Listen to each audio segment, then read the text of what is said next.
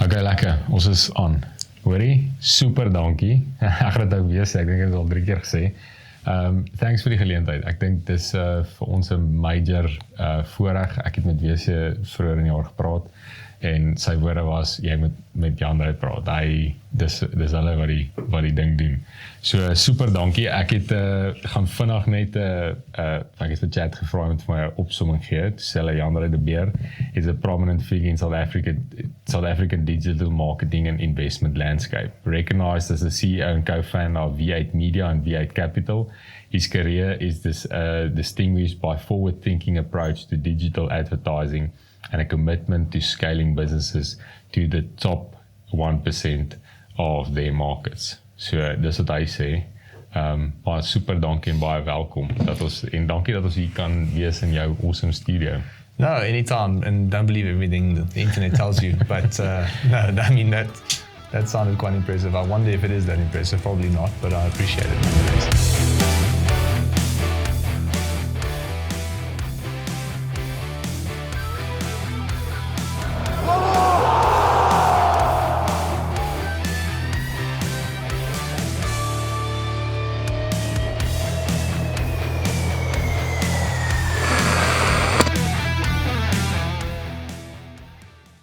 Ja, ons het ek gaan nou maar Afrikaans met jou praat en jy gaan Engels praat, dan is dit nou 'n double whammy.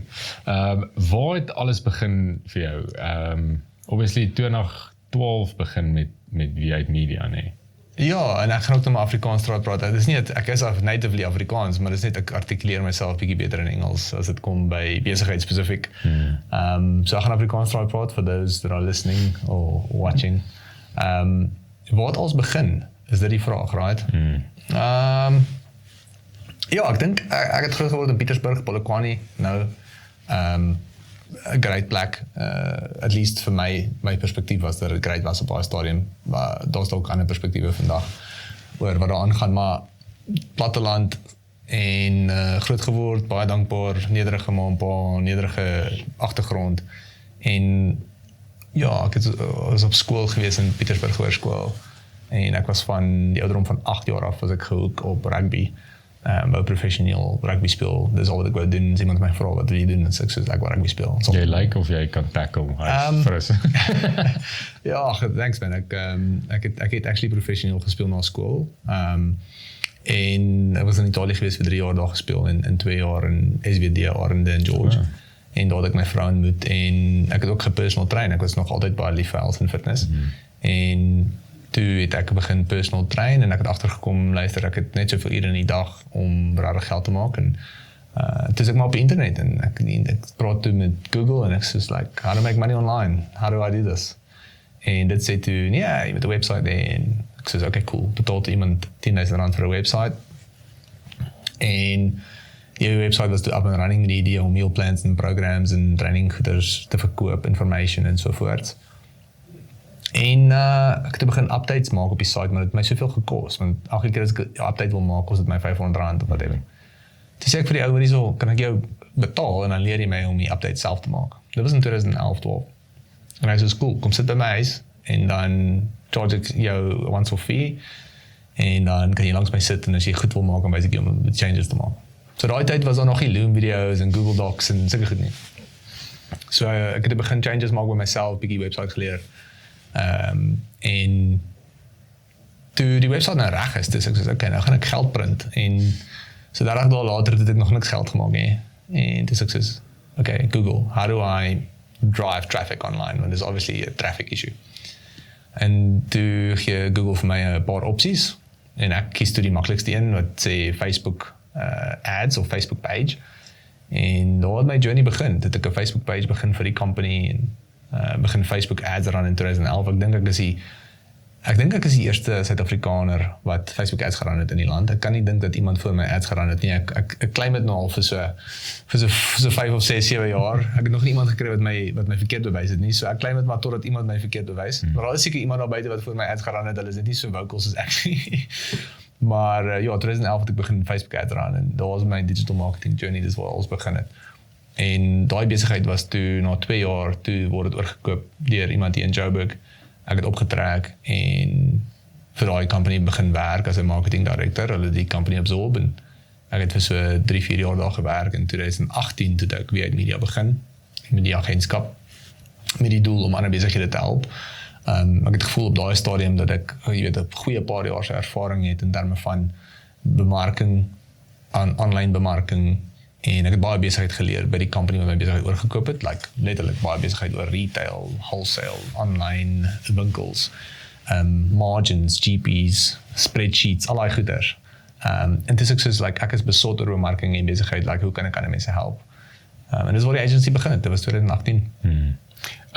Toe jy vir hulle gewerk het jy ooit gevoel jy sal jou eie ding wil doen of was dit vir jou fine? Jy menend, is jy gebore jou eie ding doen of is jy fine om vir ons te werk? Ek het nie 'n rarige issue om vir ander mense te werk nie.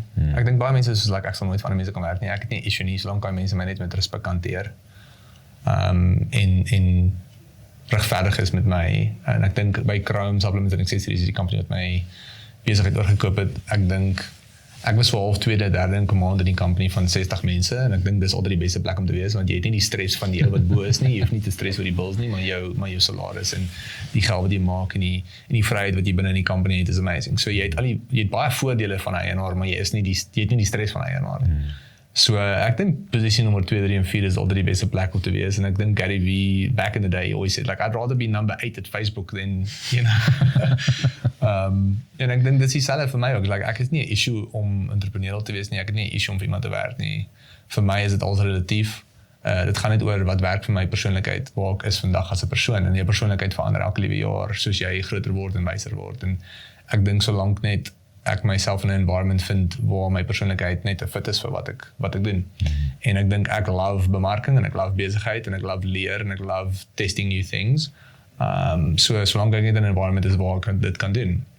En ek dink waar ons vandag is met V8 Group, ek is bevoorreg dat ek daai goed net voltyds kan doen. As ek wil dit nou vir jou as mens kyk na jou persoonlikheid, is jy 'n gedrewe mens op sigself of jy weet, is jy gemotiveerd? Jy het nou gepraat van jy was in jou vroeë jare was jy baie jy weet jy wou die beste wees of jy was egosentries en dit het obviously nou baie verander. Hoe is jy nog is jy het gedrewe die beste wees en alles en of hoe sien jy dit?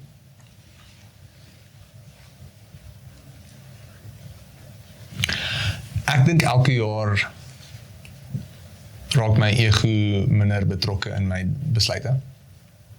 En ek is baie dankbaar daarvoor. Ek dink ek is 'n baie gedrewe mens, maar dit het niks te doen met geld of materiale aspekte nie.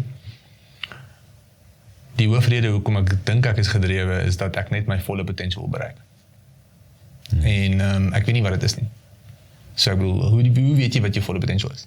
Niemand weet rarig nie. So as jy vir jouself sê, ek is 'n swemmer, dan die enigste manier om jou volle potential te bereik is om te sê, ek wil die Olympics wen. In daai afdeling, whatever it is. En besigheid is 'n bietjie baie meer complicated. Want hoe raak jy die beste in wat jy doen? Jy weet, gaan jy met Elon Musk competeer? Is dit iets wat jy wil doen? Of gaan jy met 'n Alex Hormozi wil competeer? Dis iets wat baie moontlik is, maar wil jy dit doen?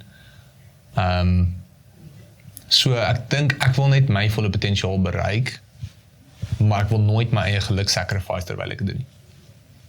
Ja, balans. So ek dink dit is maar die belangrikste is, like, kan ek hierdie wêreld verlaat met die wetende dat ek my beste potensiaal bereik het, sonder om enigsins die genot uit die lewe en geluk uit die lewe en liefde uit die lewe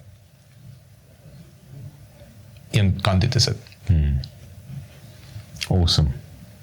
As mens kyk in dit wat jy doen op 'n daaglikse basis, wat is dit? Wat sou jy sê lyk jou dag? My week lyk baie anders. Week aan week. Soos hierdie week het ek my hele week uitgeblok net om 'n rarig diep in AI in te gaan. Ek is deel van 'n bietjie van 'n groepie mense wat altyd met die nuutste, jy weet, goed uitkom en gesprekke voer en hoe kan ek sê, like, tips en informasie deel. En ek was Saterdag actually by die bachelors gewees en iemand het vir my gesê, like, jy weet, hierdie is die nuutste ontwikkelinge in die artificial intelligence space en hier is die moontlikheid daarvan. En ek het letterlik Sondag op pad terug van die bachelors na 3 YouTube video's geluister terwyl ek terugry huis toe. En maandagoggend 4:00 het ek net my hele kalender oopgemaak en gesê, luister, ek wil nie onnodiglik meetings vat hierdie week nie. Ek wil teen die einde van Vrydag wil ek 'n goeie comprehension hê van wat hier aangaan en wat die moontlikheid is, en ek wil al bietjie 'n toetsloopie hê met wat ons kan gebruik in die companies en wat ons by betrokke is. So my weke, kan ek sê, daar's nie struktuur agter dit nie. Dit gaan net vir my wat die belangrikste is vir daai week. So ek is iemand wat hou van roetine, en die enigste roetine wat ek het is ek oefen in die oggend. Ek laai my kind af in die oggend. Ek gym in die oggend, en dan die res van die tyd voel ek is heel flexible, maar my kalender is nie my availability nie, my kalender is my priority. So whatever vir my belangrik is om te achieve, dit sal ek in my kalender insit vir die week, en alles wat nie belangrik is vir die week nie, sal ek uithaal. En dis maar hoe ek na my weke begin kyk in die laaste jaar of 2. So, dit laat my nou dink, ek het, wat sê ou, daai Naval, wat sê hy so? Naval Ravikant. Daai ou, het jy al gehoor? Hy is soos 'n guru, ek weet nie wat sy guru is nie, maar hy is 'n guru. Hy het nogal 'n ding gesê wat ek nie kon snap en toe ek dit besef, toe is dit soos my eye-opener. Sy dagboek is oop, so hy schedule niks nie, maar as hy 'n taak het wat hy lus is voor, dan gaan hy vir dit. Yes, en ek het dit begin doen, as ek baie keer dan moet jy iets doen wat jy nie regtig wil doen nie, maar jy kom, baie keer as jy lus vir dit, en dan moet jy moet dit los tot jy lus is vir dit, en as jy dit dan, want dan is dit soveel vinniger en soveel beter, want jy's in daai ding, so dit laat my nou eintlik dink. Ja, ek dink soos ek het hierdie weird geloof dat alles gebeur vir 'n rede, en ek glo saam met dit dat jou excitement is 'n kompas vir waar jou aandag moet wees. Maar daar is ook 'n double-edged sword, want jy kan ook baie vinnig distracted raak as alles jou excite. So verlang dit ek gedink aan 'n formule wat sin maak, wat my toelaat om my excitement te volg, maar ook teen dieselfde tyd produktief te wees. En dit is 'n baie moeilike balans om te vind. Maar ek dink soos ek ouer raak en bietjie wyser openlik, is dit 'n geval van dit raak baie duideliker wat ek moet doen wanneer ek dit moet doen. Soos ek het letterlik net daai gesprek gehad, dus ek moet dit uitfigure. Nou, ek moet dit nou uitfigure. Like ek kan dit nie volgende maand uitfigure nie, want dit is te laat. Dit kan dalk te laat wees. En so ek het net gesluit, dit excite my, ek wil dit doen, so ek gaan die hele week net dit fokus op dit. En ek het 2 mense gehad wat wil meetings reël en gesê, sorry, ek kan eers volgende week, is dit okay? En dis soos ja. En jy sal verbaas wees hoe min goed actually 100% dringend is. As jy tyd maak vir wat actually vir jou ernstig is. En ek dink daar's 'n verskil tussen dringendheid en ernstigheid, maar die punt is dat my kalender is maar bietjie is flexible, is fluid, en dit gaan maar oor wat ek moet doen, wanneer ek dit moet doen, en waarvoor ek lus is meestal, ja. Jy het nou gesê, en ek neem aan, jy het nie gaan swat en sulke goed nie, nee. Jy neem aan, korrek. Wat gee dit weg? Nee, en dan wat jy gesê het, jy jouself mag educate, en ek het nou met, wat is sy naam nou weer? Johan, gepraat, en ek vra hom toe jy gaan swat, en is asof hy, dis, wat is 'n stupid vraag is dit, ek het nie gaan swat nie, ek doen wat ek wil doen. So, ek kom vandag van die pik af waar ons met ouens gepraat, is vol klas, ek nou ons 100 mense in die klas. Dit voel vir my of het irrelevant gaan wees. Wat is jou opinie daaroor? Ek meen, jy het nou AI geluister, toe jy terug van die bachelor af, en jy kan, jy is nou Ek dink, persoonlik, gaan jy by 'n chirurg wil geopereer word wat nie geswat het nie? Nee, gaan nie. Ja, so dit is nogal belangrik. Ja, dat gaan sekere elemente wees. Ja, so ek dink dit hang maar waarvoor jy lus is in die lewe. Wat is jou, waarvoor is jy, wat excite jou? Ek dink jy die gesprek aan enige kant toe gaan nou, want jy kan dalk sê oor 5 jaar is chirurge nie eers meer nodig nie, want jy het robots wat dit vir jou doen, maar ek dink in 'n mate, daar is sekere goed wat jy, as jy professioneel 'n carrière soek, soos 'n prokureur of 'n dokter of 'n accountant of whatever it is, en obviously moet jy 'n graad hê en jy moet deel wees van 'n organisasie en jy moet sisteme en dinge in plek hê om jy daai werk te kan doen. En dit gaan jy met swat. Maar ek dink as jy nie weet wat jy wil doen nie en jou passie is, jy weet, enigiets rondom 'n professionele carrière, dan hoef jy dit nie te swat nie. Ek dink die inligting is available vir almal. Ek het Google gebruik om my kennis op te bou en ek dink vandag met AI kan jy baie vinniger leer. Jesus, ek AI gehad het in die jare wat ek hierdie goed probeer uitfigure het. Ek bedoel, YouTube het net gepop op was daarin. En die enigste YouTube video's was cat video's. Daar was nie how-to video's om dit te doen nie. So ja, ek dink om die vraag eerlik te antwoord, ek dink dit hang af van wat jy wil doen. Daar is sekere aspekte, sekere carrières wat 100% jy weet, nodig is om te gaan swaat, en as jy rondom dit nie seker is wat jy wil doen nie, en jy wil maar net geld maak vir besigheid begin, ek dink die beste ding om te doen is om dit net te begin doen. Okay, kom ons praat gou 'n bietjie oor wie uit eers die agency. Wat presies doen julle vir kliënte? As ek nou 'n leek is en jy moet nou dit aan 'n kind verduidelik, wat doen jy? Ja, ek dink nie dis regtig 'n glorified service regtig nie, dis maar baie simpel. Ek dink ons kyk na besighede en wat se tipe bemarking nodig is, spesiaal digitale bemarking, en ons offer dan die digitale bemarking services wat include Facebook ads, Google ads, website design, conversion optimization, email bemarking, SMS, WhatsApp, whatever it may be. So om het te encapsulate in iets wat ook sin maak vir almal is like, as jy 'n besigheid het wat direk aan die mark, aan die publiek produkte of services verkoop, dan gaan digitale bemarking 10 'n groot rol speel as dit nie alreeds 'n rol speel in jou besigheid in die volgende paar jaar nie. En wat ons doen is ons fokus op die regte, ek wil glo dat ons op die regte strategie fokus om die besigheid actually te groei. En dit klink dalk simpel, maar jy moet op sosiale media wees, jy moet ads run op Google en jy moet rank as mense search vir jou produk, en jy moet met jou mark kommunikeer deur e-mail en SMS en WhatsApp, whatever dit mag wees, en al daai goed doen ons.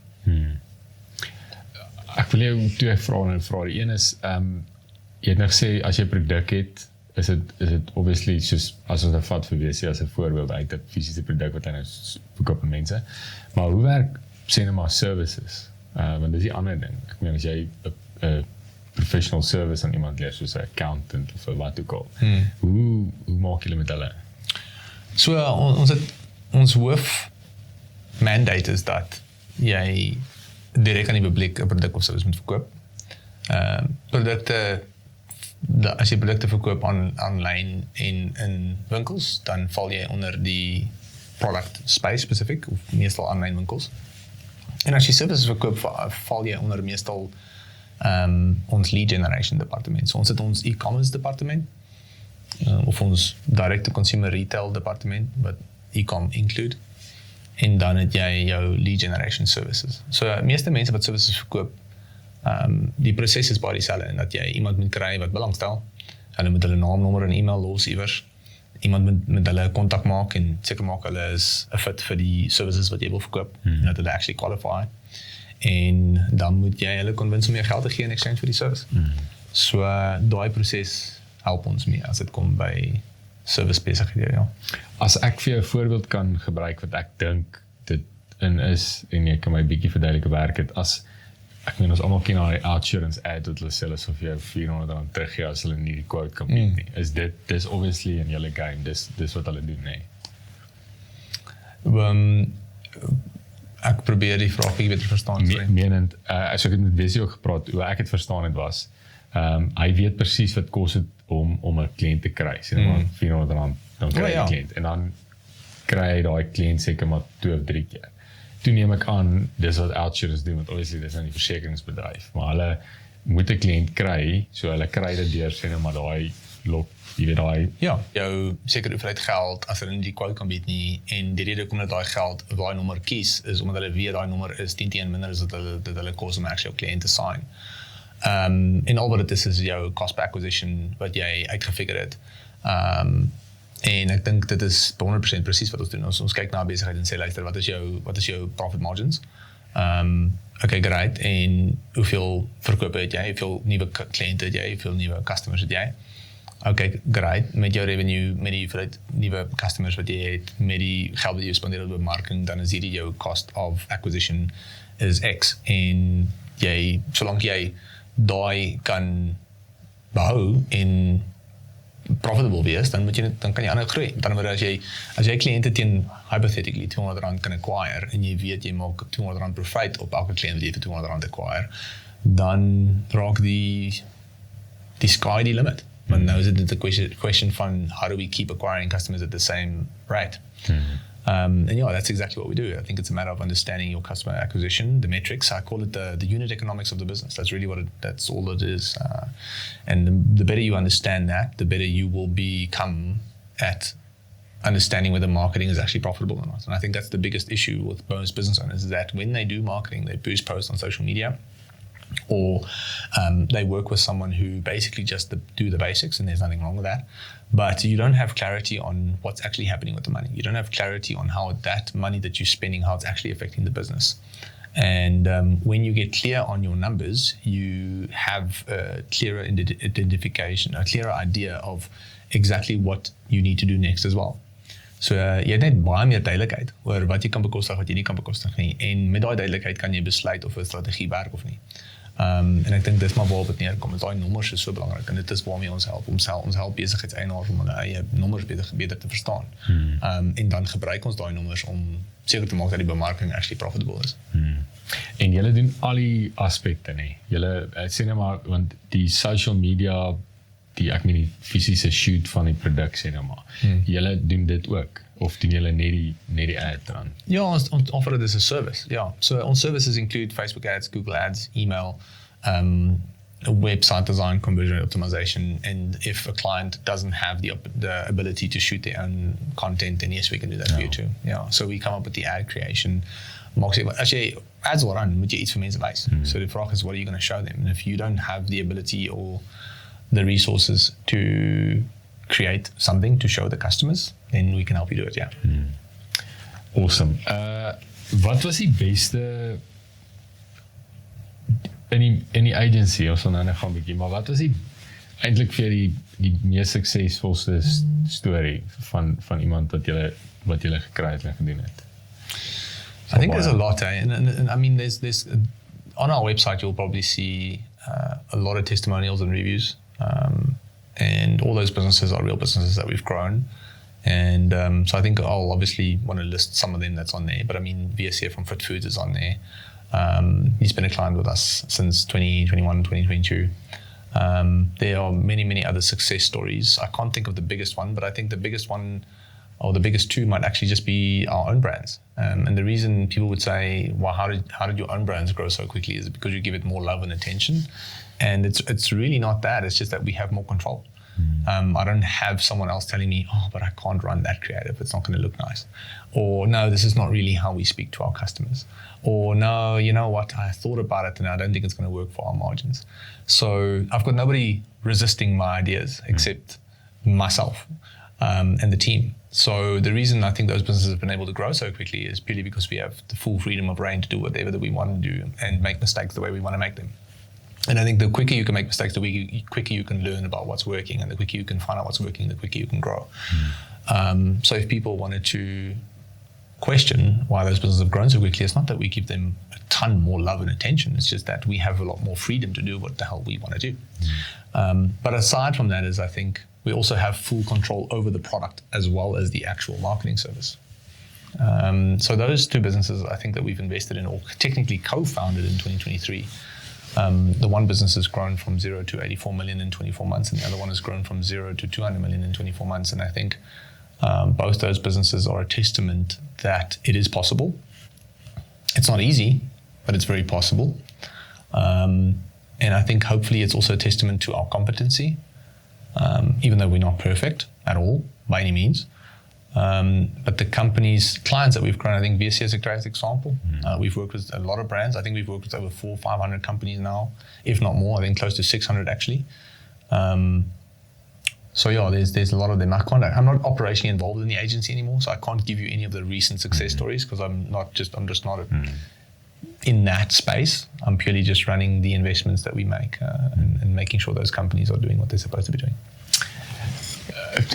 Ons het nou 'n bietjie gepraat oor personeel en ouens wat al hier is van die begin af. Hoe belangrik is hulle in die business? I think it's that answer is so easy to reply to because they always say it takes a village to grow. It takes a village to raise a child, and I think it's the exact same thing with a business. So I think I always say if you want to go fast, go alone. But if you want to go far, you're going to have to go together. So it's nice to find your tribe, hopefully people that you can walk the distance with, create a bit of a family around that and essentially tackle life's challenges one at a time and then continue growing. And I can honestly say that none of this would be a reality today if it wasn't for the people around me and around the team that we've built, the Exco team and so forth. So yeah, I think people are 100% the most important thing if you want to build a business bigger than yourself. If you want to have a lifestyle business where you run your own little product that you sell online, or you have a couple of clients that you serve as a service and you make your money and that money is sufficient for you and that's all you want, then that's perfectly fine too. And I had that opportunity in 2018 and I was making good money by myself and it was only me in the business and I had like 10 clients, charging them each like 15 grand each or whatever. And I was sitting there going, well, this is fine. Like I can just do this. My wife looked at me and she's like, well, that's not going to make you happy. That's not why you're doing this. And she knew me so well. I was like, because I sat there going, what, do I have to hire more people? Do I have to go bigger? Like that's just going to be. And she's like, but like you're not going to be happy just doing this. And she was so right.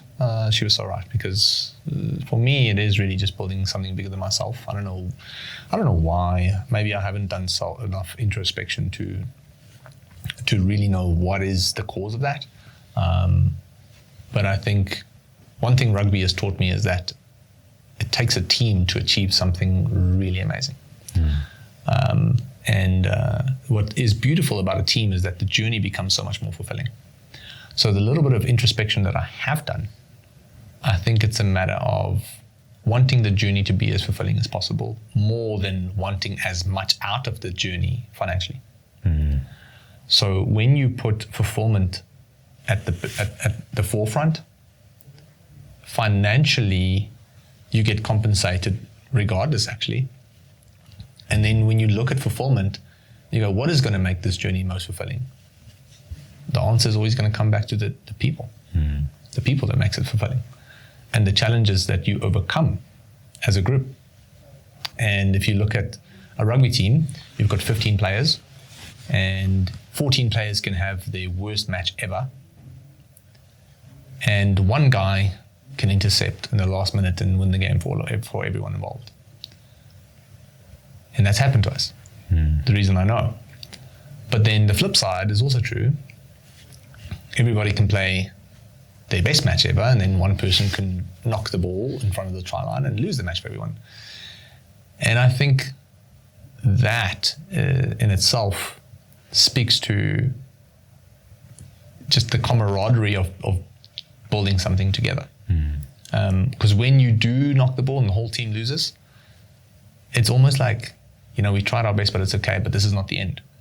And then when you win the next match and you actually go through and win the final of the tournament, you're going to reflect back on that moment, and the level of fulfillment that you will experience will be now amplified because of that challenge that you had initially.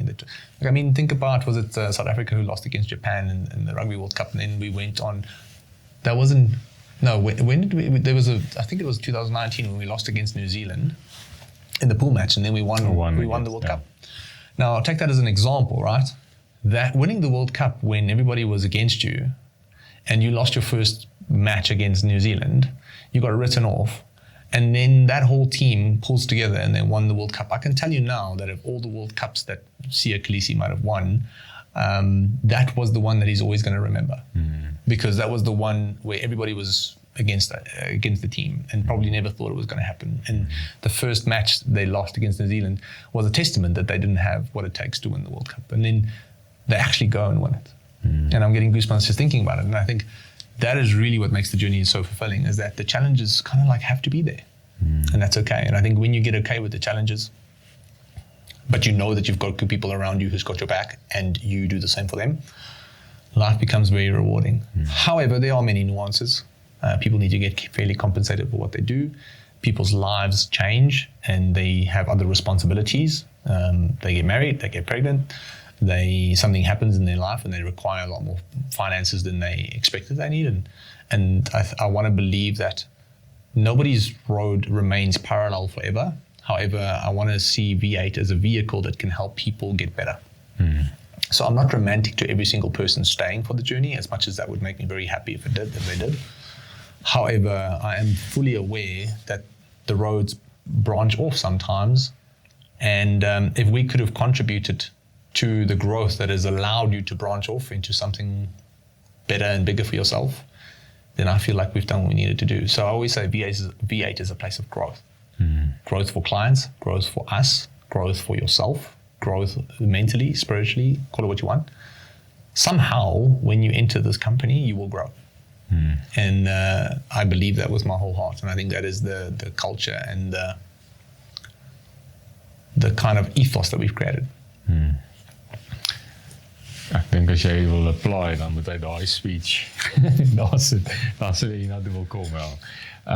Dis amazing. Wanneer het julle besluit op die V8 Capital? Wanneer het jy die gap gesien daar? En hoekom? Hoekom het jy? Ag ja, so ek dink soos ek sê, ek love besigheid, right? So ons het verlangbemarking gedoen vir mense van 2018 af. En 2020, ek dink met COVID het my brein bietjie begin, just net soos okay, cool, COVID is hier so, dalk moet ek ons eie besigheid begin, of iets anders begin, whatever. Maar ek het nooit daarop geact nie. So dit was altyd soos, okay, let's just focus, the agency is stable, ja, ons het dit gevat met COVID, almal het. But we bounced back quite nicely. And we built something really cool. Maar ek het altyd in die agterkop gehad dat ek in besighede wil invest.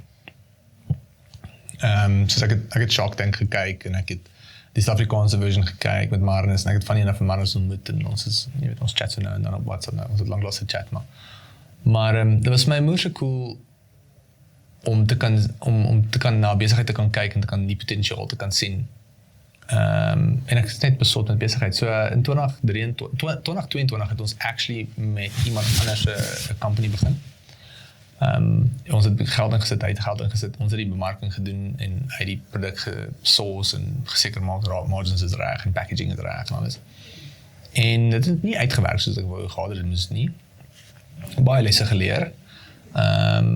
En toe 2023, toe ek net random iemand ontmoet wat gesê het, luister, ek het 'n idee, julle doen bemarking en wil jy graag dalk 'n eienaar wees in 'n opportunity, en ek sê, ja, ons dink altyd daaraan, en dis graag iets wat ons wil doen, maar die vorige keer het nie lekker gewerk nie, so kom ons chat, en toe het ons 'n lunch gegaan, en ja, lang storie kort, daai vernoot is nou ons fragrance besigheid vernoot, en hy besit 35% van die company, ons het 'n ander shareholder 35% en ons besit 50%, en dis die company wat nou, jy weet, op 84 miljoen is na 2 jaar. En ek sit daar en dink, is like, ek het actually nie gedink dit gaan so goed doen nie. Maar met dieselfde asem, ja, ek dink ons is almal besot oor besigheid en almal besot oor bemarking, en as jy ons die regte founder kry met die regte produk, met die regte pain wat hulle solve in die mark as 'n solution, dit excite my, want ons kan die potensiaal van buite af sien. Ons weet waar die company kan wees as ons hierdie goed reg doen. En ek dink dit is wat ons laat in ons eie companies invest het, want jy kyk na ander besighede, en jy sê, dude, jy die beste besigheid, ons doen alles wat ons kan, en jy run hierdie ding actually terribly. Ja, like jy, en ek dink, dit is dalk nie lekker om te sê nie, maar ek dink baie mense wat companies run, moet actually nie companies run nie, of hulle, dalk moet hulle dit doen, maar hulle kan nie verwag dat hulle companies suksesvol gaan wees, soos hulle dit run nie. Want baie besigheidseienaars is not business owners by choice, it's because they have to, because there's no other solution. Of dis 'n passion wat 'n besigheid geraak het. En ek dink, soos 'n besigheid, soos 'n barbecue raak 'n besigheid ook ouer en groter.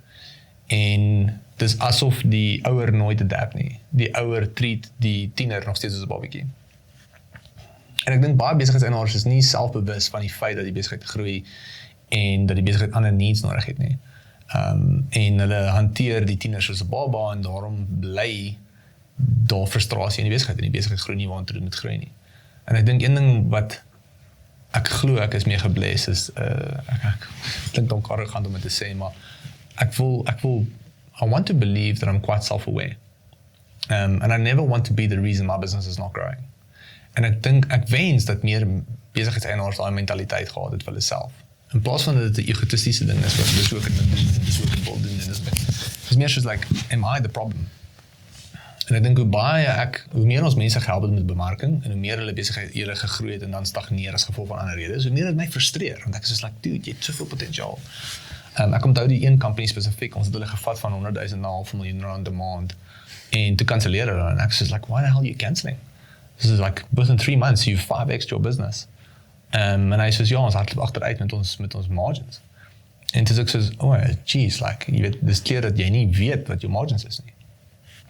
En so het goed maar net gebeur met my en met my, jy weet, met my colleagues en met almal wat saam met my werk en ek is like, she's baie besigheidseienaars weet nie besigheid daaraan nie.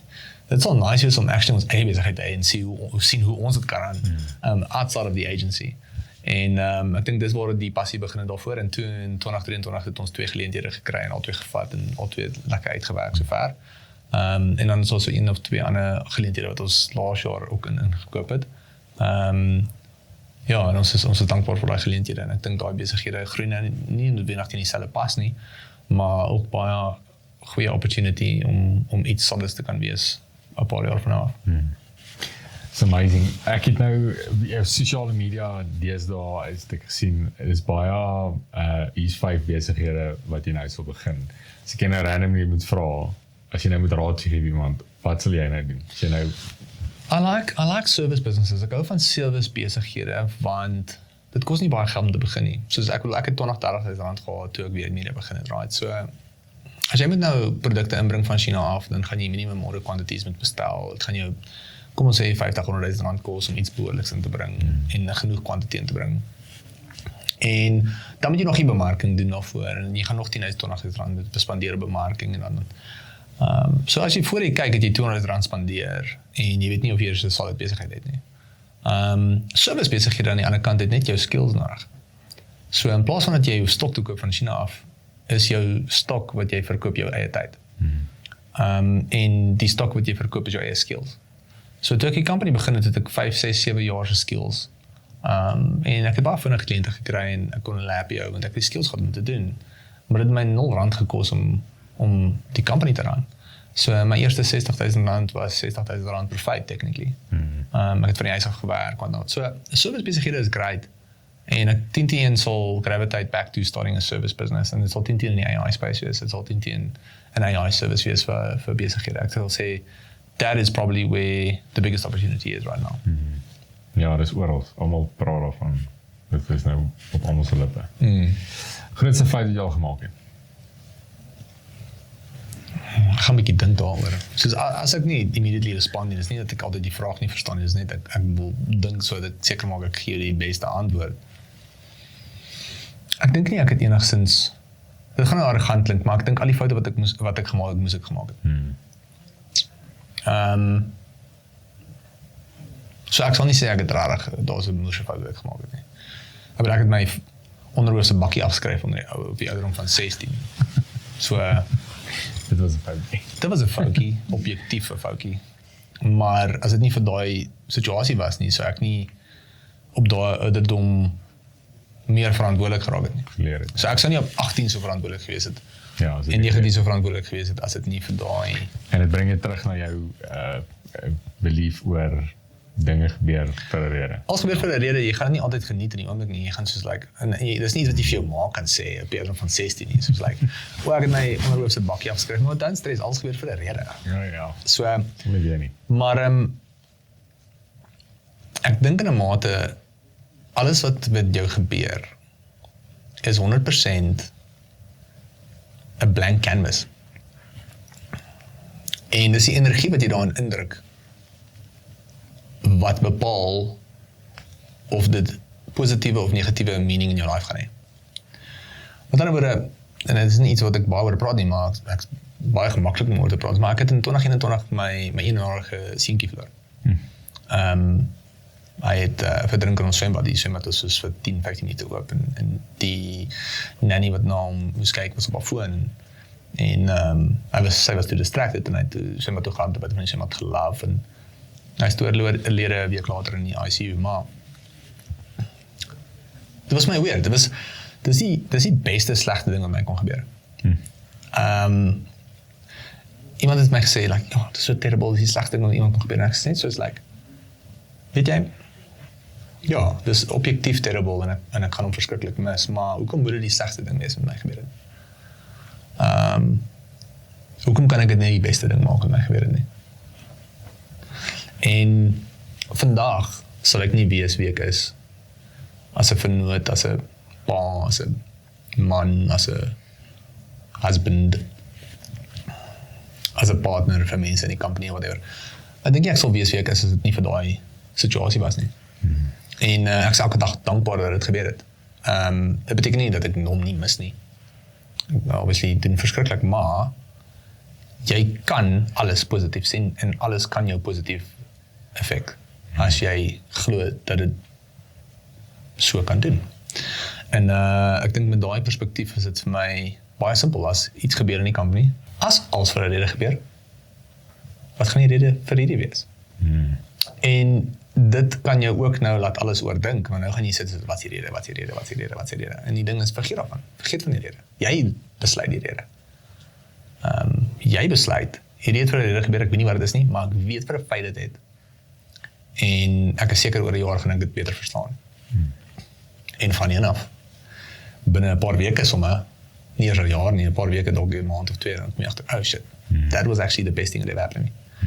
En daai storie hoor ek permanent by mense wat getrench was in COVID en hulle eie besighede begin het. Mense wat in abusive relationships was en net besluit dat dis die einde, is like, if it wasn't for that, I wouldn't be so grateful for what I have today. So, ons lewe in 'n wêreld van polarity, waar altyd negatief en positief is, en ek dink die negatief gaan nie bestaan sonder die positief nie, en die positief gaan nie bestaan sonder die negatief nie. So, ek dink as jy dit kan aanvaar, dan kan jy altyd eerder na die positief kyk, en verstaan die negatief is daar om die positief meer impak te gee. Yes, yeah, that's amazing.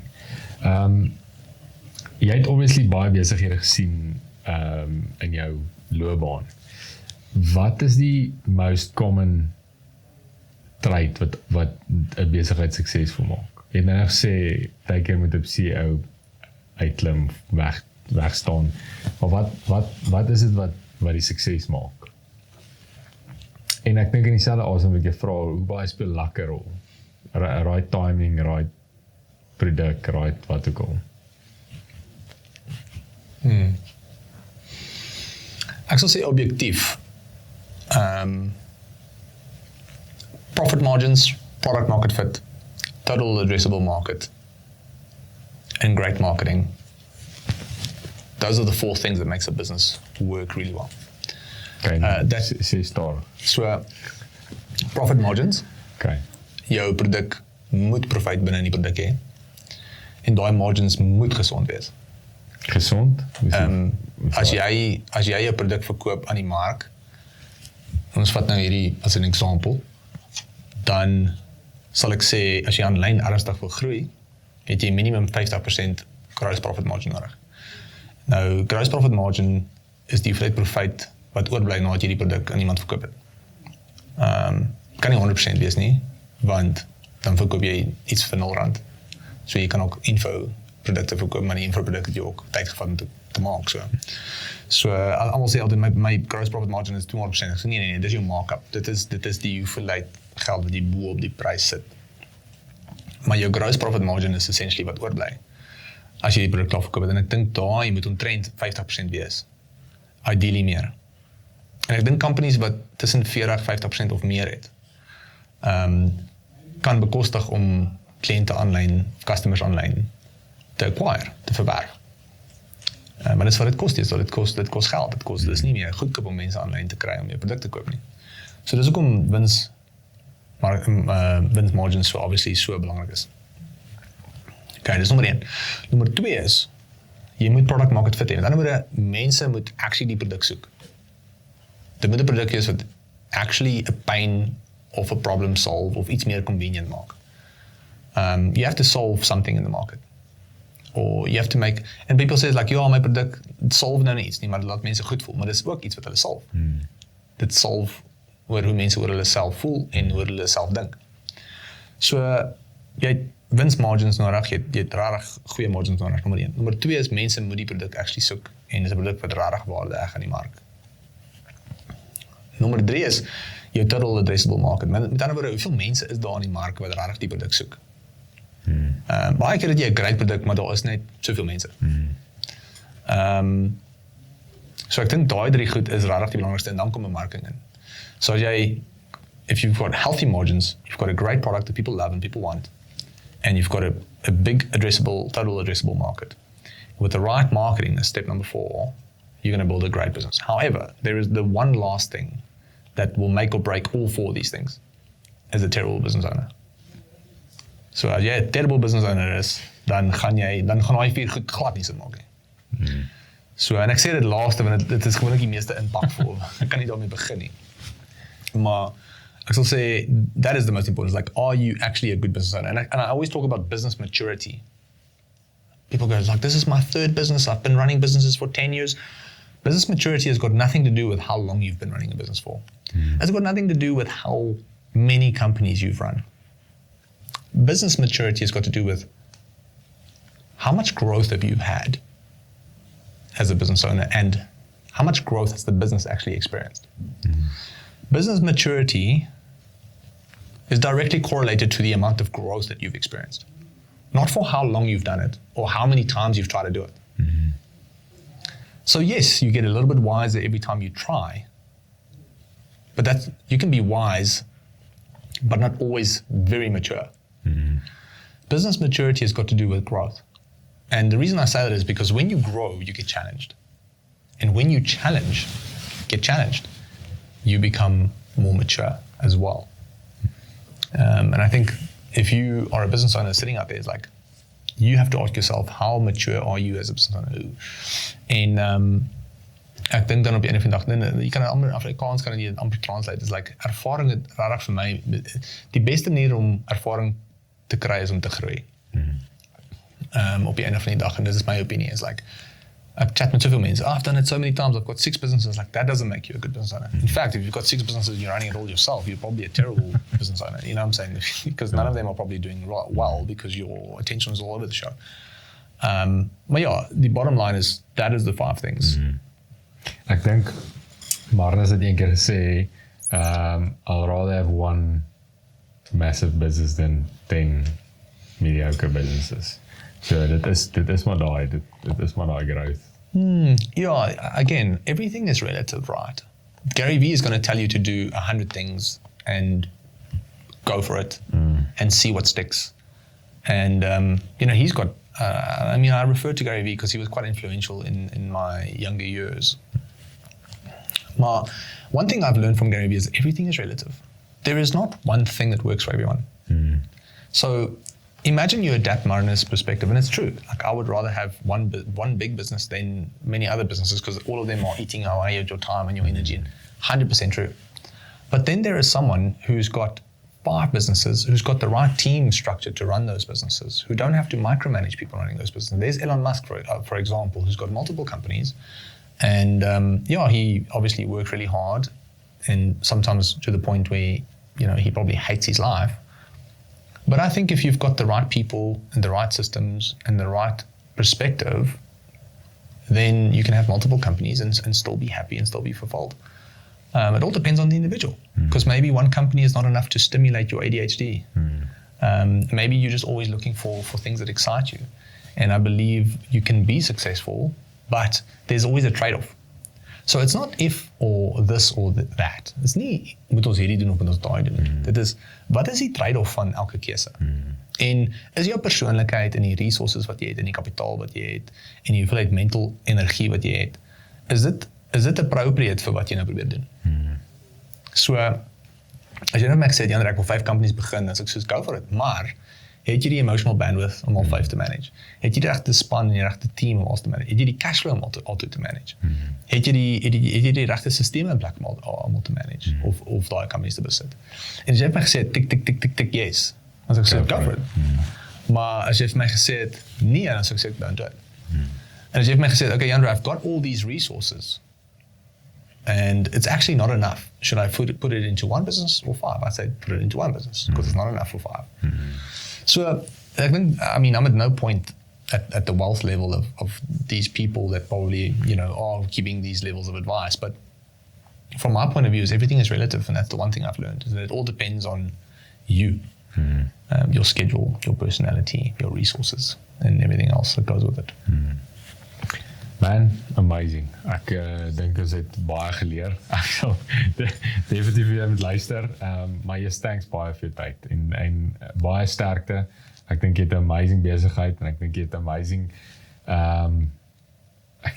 ek dink dit is net jy praat uit 'n oogpunt uit van baie ervaring en ek het baie geleer en ek dink ek het nie baie keer sê mens jy het on straight en dit voel vir my so ek dink dit vat baie om dit so te hou, so baie sterkte daarmee, maar dit is amazing wat jy doen en dit is regtig vir ons 'n major voorreg om met jou hierdie te doen. Dude, thank you so much for coming through, and ek dink wat jy sê is dis alles net 'n perspektief regtig, like ek bedoel van my kant af, again, alles is relatief. So ek dink ek is baie dankbaar om hierdie gesprek te kan voer en ek is baie dankbaar om te kan share. Maar ja, ek dink just keep in mind that that's just a perspective. Aan die ander wat agter die gordyne aangaan, mag dalk vir iemand amazing lyk, dit mag dalk vir iemand terrible lyk. Wat vooraf gebeur op sosiale media lyk altyd amazing. So ek wil humble en eerlik genoeg wees om te sê dat ek is baie dankbaar vir wat ons bou en ek is baie dankbaar vir elke liewe mens in my lewe. Maar don't for a second think that everything is perfect, because it's not. Every day it's got its challenges, every day it's got its worries, it's got its stresses. Ek dink wat die verskil is dat ek is op 'n spiritual plek waar dit my net nie affekteer soos dalk dit moet nie. En ek mag dit dalk laat bietjie makliker lyk as wat dit jy weet is vir sekere mense, but it's not because it's easier, because I'm more skilled. I'm more skilled in terms of managing my own perspective of situations. En ek is okay met laat goed werk en ek is okay dat dit goed nie werk nie. En ek dink almal het die ability om daai almal wat hier nou luister het teen 'n work ethic. En ek wil die laaste ding sê en ek dink is baie belangrik is dat die een ding if someone had to ask me what was the key to everything that we've built, I think it's just belief. Just have a level of belief that everything will work out for you. Why keep believing that everything won't? As jy agterkom dat jou gedagtes en jou emosies en jou geloofsisteem en jouself regtig die actual sleutel is wat sukses unlock, dan sal almal baie begin anders te praat oor hulle self. En ek dink die een ding waaraan ek gewerk het die laaste 6 jaar van my lewe en ernstig die laaste 4-5 jaar van my 4-3 jaar van my lewe is my gedagtes en dit is my kop en mind in general. I refuse to accept that something is negative, and I refuse to accept that something is a big problem. And alongside that, I have inherent childlike faith. Geloof dat alles sal uitwerk. Ek dink ons het net te veel geloof in dat dinge nie sal uitwerk nie. Want ons kyk te logies na die realiteit waarin ons lewe. En ek dink as jy rarig, ek is nie verskriklik Christelik meer in my lewe nie, maar ek is baie spiritual. So ek is nie meer so gelowig nie, maar ek is baie spiritual. Maar ek geniet Jesus se perspektief oor baie goed. En ek dink hy was verskriklik wys. Maar die een ding wat alle gelowe in common het, is belief. So ek dink enige ou wat na die show of episode of podcast luister is like, just have a level of belief in yourself first. Because if you're not, you can have the best margins, the best marketing team, the best everything. You can even be the best business owner that you've probably ever been in your life. But if you're not going to believe in yourself and that things will work out for you, nothing will. And I think that's my message to the world, and that's something I've been shouting quite loudly for people in my immediate proximity for a long time, is to start believing in ourselves. Because the moment you do, things start to change, and it changed drastically. I never thought we would have what we have, and I say that honestly. I always accepted a more mediocre reality for myself. But the ambition inside me pushed me further. But the moment I accepted a level of belief and I adapted a level of belief that ambition can actually happen. So a lot of people have ambition, but they don't believe that it will come real. And I think if you don't believe in your own ambition, you're actually just neutralizing the effect of it. And you just stay where you are. So it's so important to be ambitious, yes, but match it and amplify it with a level of belief. Awesome.